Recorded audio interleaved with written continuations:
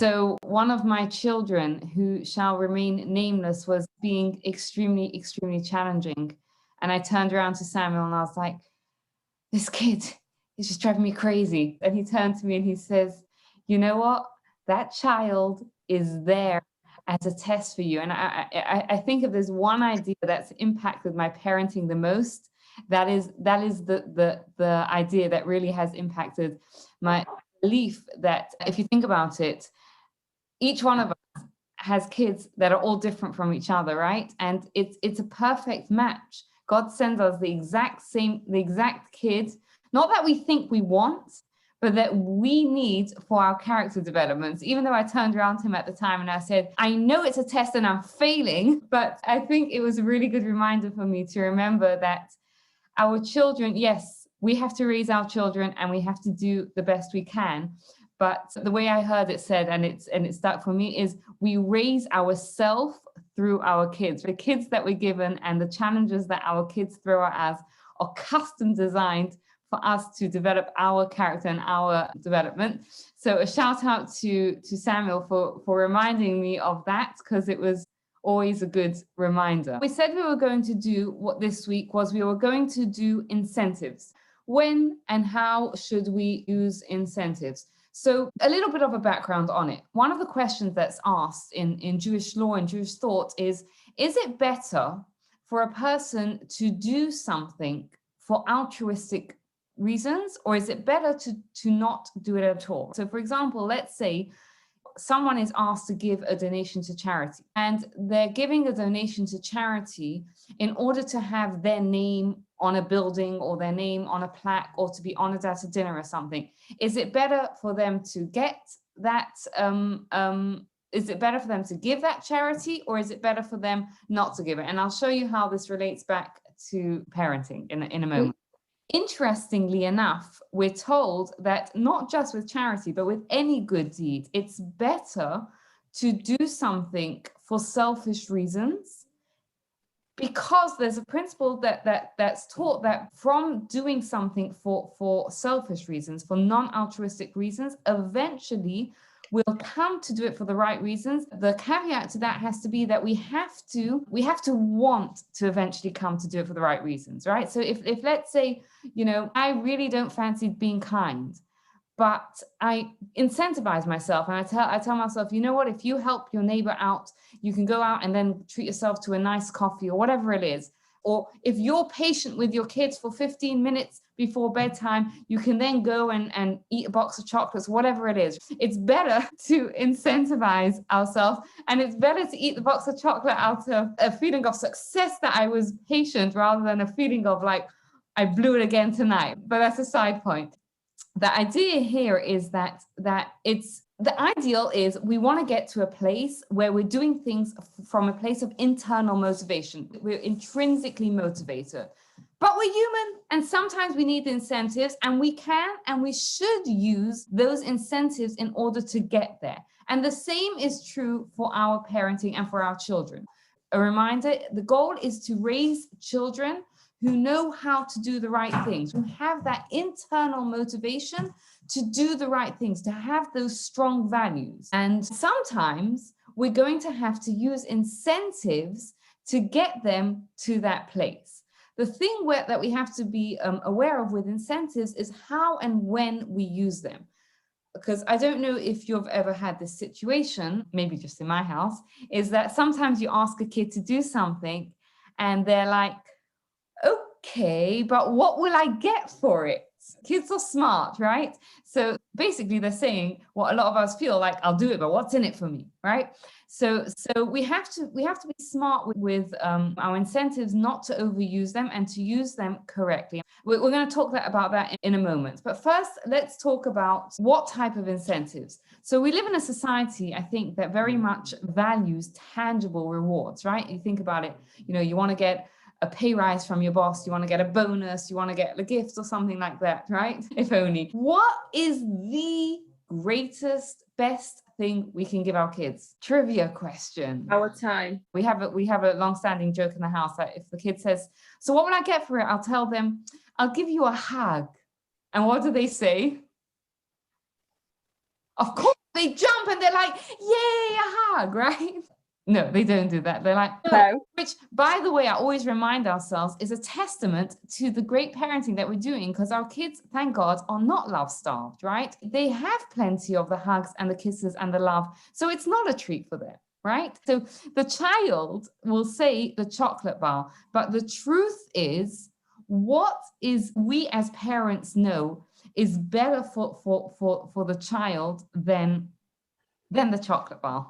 It's our attention, specifically what type of attention? A positive energy. Imagine you do something good. What do you want from that? What do you want to hear?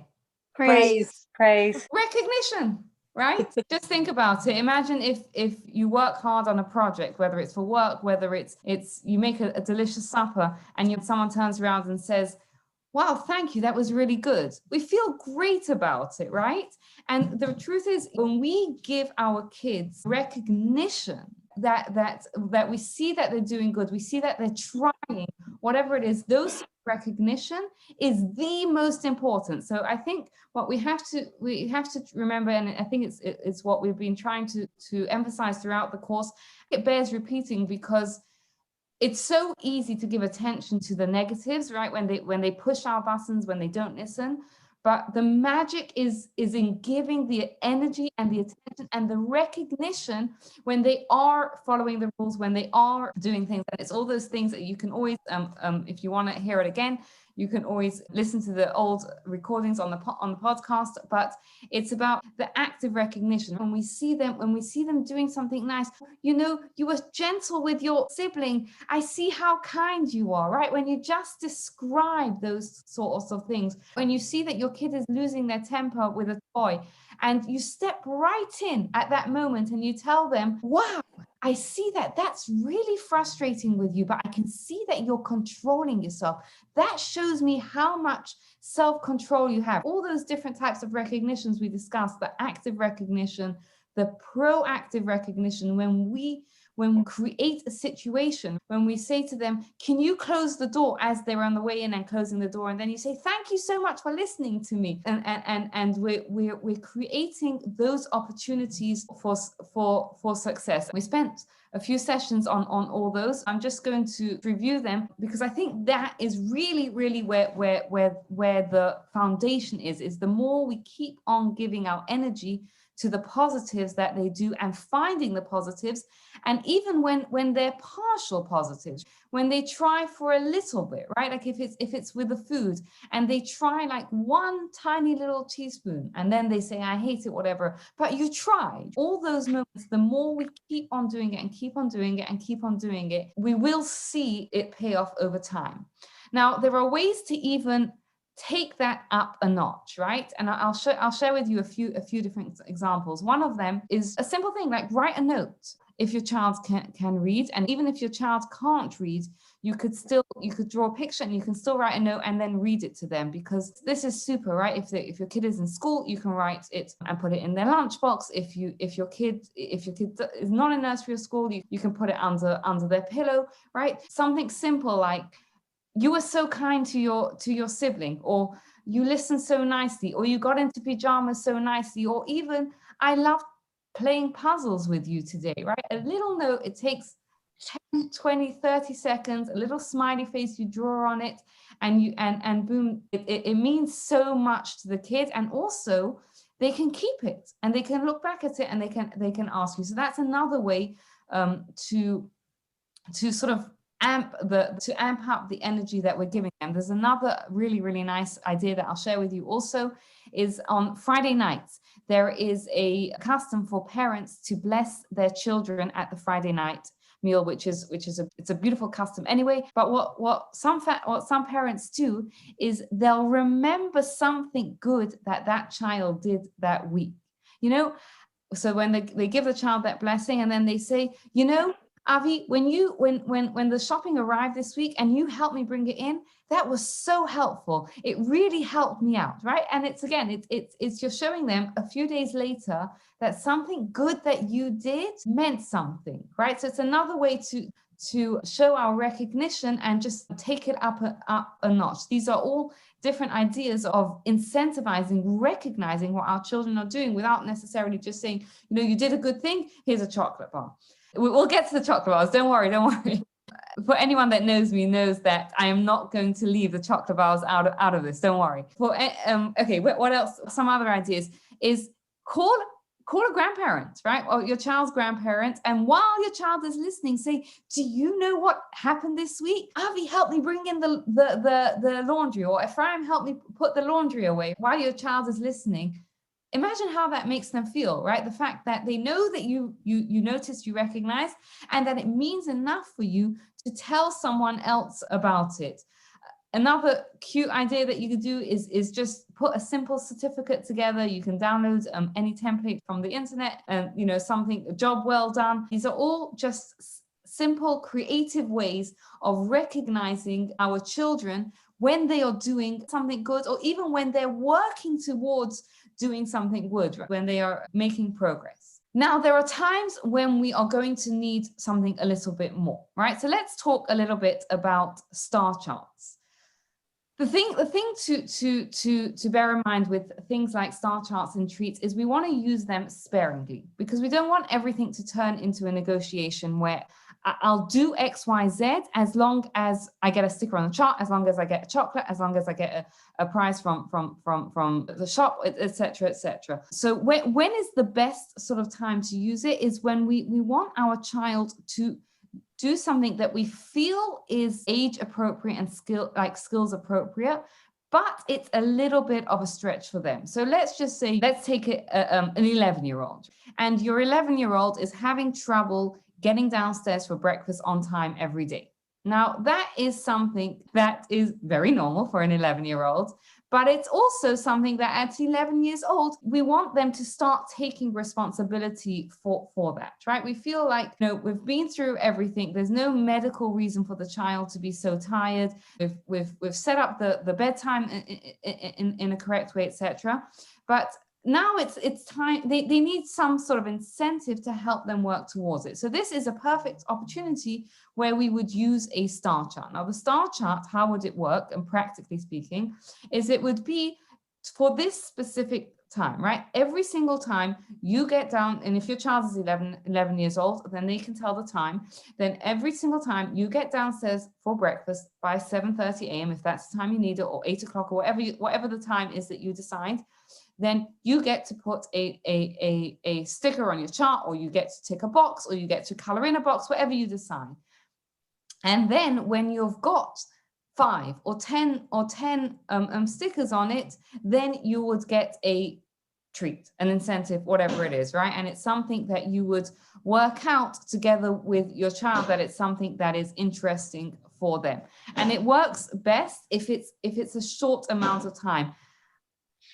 Really 1, 2, it depends on the age, but no longer than 3 weeks, because after that, the kids tend to lose interest in it. So somewhere between 1 and 3 weeks, so it gives them a time to sort of build up their skills and build towards that little prize, but not too long. What about treats? When would we use a treat? So again, think about ourselves. We have lots of responsibilities. We don't give ourselves treats for everything we do, right? We don't every single day that we make supper get a treat. But there are times where we're having, where we need that treat. And it's the same thing with our kids. We use it sparingly, not so that not everything turns into a negotiation. Ideally, it works best if it's a natural result, right? So if, let's say, you tell your child, if your child is, 7, and you tell them, if you get into pajamas by 6:45, then we'll have time to read or play a quiet game or something together, right? And that makes sense. Sometimes there isn't anything that makes sense. So it's if your child is absolutely kicking off, I absolutely don't want to do my homework, for example, or I don't want to get dressed, or I don't want to go to nursery, then it could be a situation where you say, and you realize that this child just needs a little bit of an extra incentive to do what they need to do. Is you would say to them, if you do X, Y, Z, I will give you whatever it is. And there you put out your chocolate bar or whatever it is that you would like to offer them. Thank you so much for taking the time to listen. I'd love to hear your thoughts, your feedback, your questions for future episodes. And please take a moment, think about someone else who might benefit from this and forward it on to them.